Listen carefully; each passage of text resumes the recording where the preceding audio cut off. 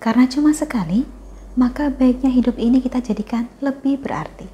Caranya bagaimana? Itulah yang akan kita bahas.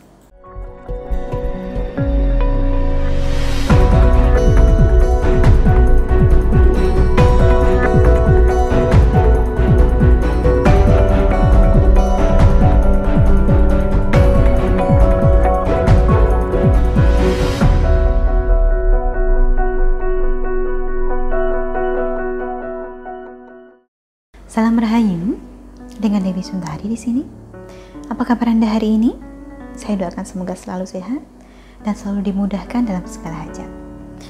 Kali ini kita akan bahas soal kehidupan, soal hidup, yang mana sering dikatakan bahwa hidup itu cuma sekali.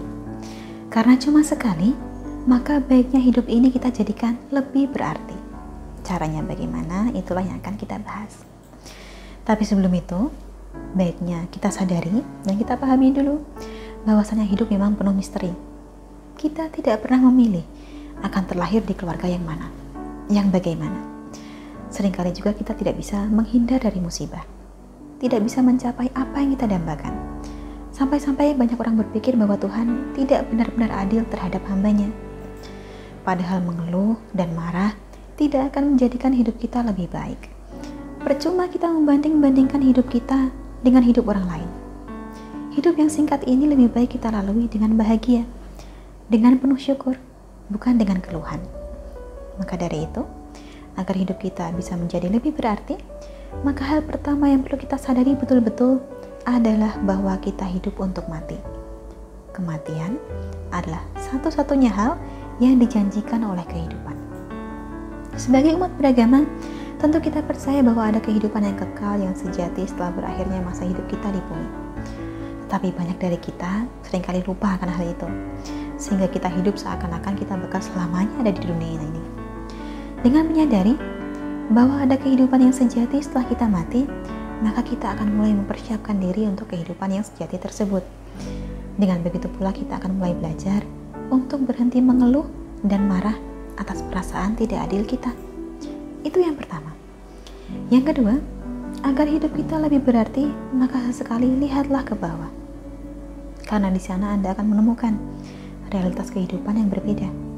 Dengan melihat ke bawah, kita bisa belajar untuk berhenti bersungut-sungut. Karena di bawah sana ada mereka yang tinggal sebatang kara. Ada yang terbaring sakit. Ada yang menjadi korban peperangan. Benar-benar tidak sepadan dengan hal-hal kecil yang kita persoalkan.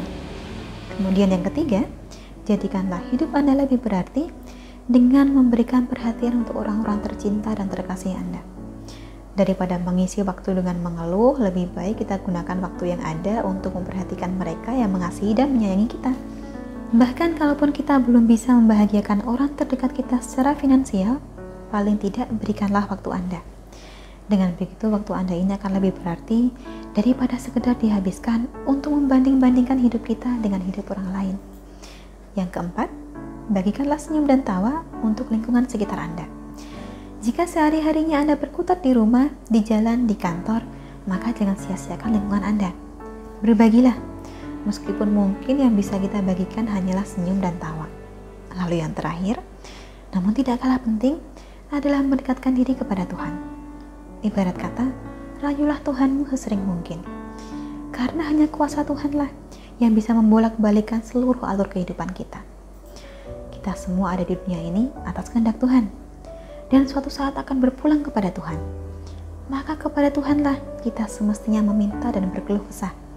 Tetapi ingat, jangan menyalahkan ataupun menuntut Tuhan atas segala sesuatu yang gagal kita lakukan. Hidup ini singkat, ringkas. Bila kita bandingkan dengan kehidupan sejati yang bakal menanti setelah kita berpulang nanti, maka jadikanlah lebih berarti. Ini bukan soal seberapa banyak yang kita punya, bukan soal seberapa besar yang bisa kita capai, tetapi tentang bagaimana menjalaninya dengan bahagia. Bagaimana menjadikan keberadaan kita lebih berarti dan juga lebih berguna bagi orang-orang di sekitar kita.